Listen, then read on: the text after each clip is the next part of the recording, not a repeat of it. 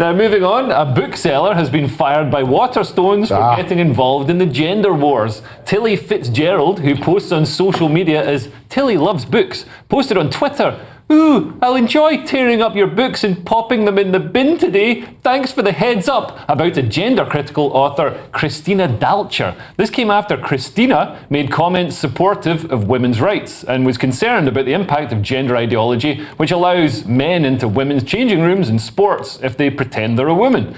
Waterstones sacked Tilly for breaking their social media policy and presumably for threatening to tear up books, which isn't the best look for a bookseller.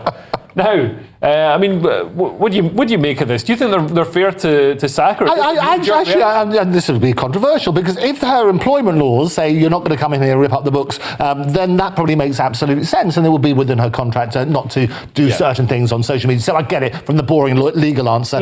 Better still, though, and this is the great thing, it's the old Colonel Parker routine when he would sell buttons saying "I love Elvis," and then he could sell buttons saying "I hate Elvis," because he made money off both of them. If she bought the books and then ripped them up, that would be a different thing, because that would help Waterstones. But from a contractual law point of view, they're probably entitled to do it.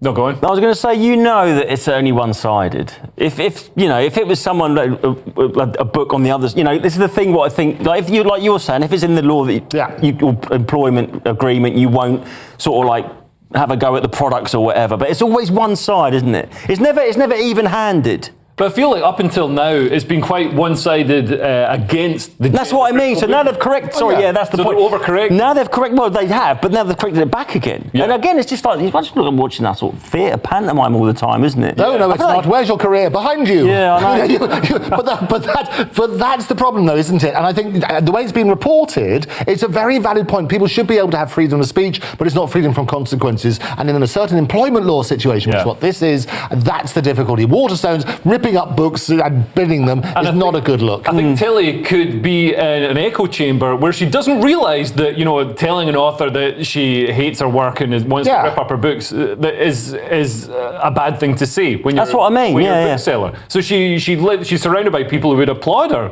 I get that. And as I say, had it not been for her particular job for Waterstones, encouraging them to rubbish the products, as you say, that's the difficulty. So absolutely, she's entitled to her views, as other people are entitled to the other thing. When it comes to employment law, it's a different matter.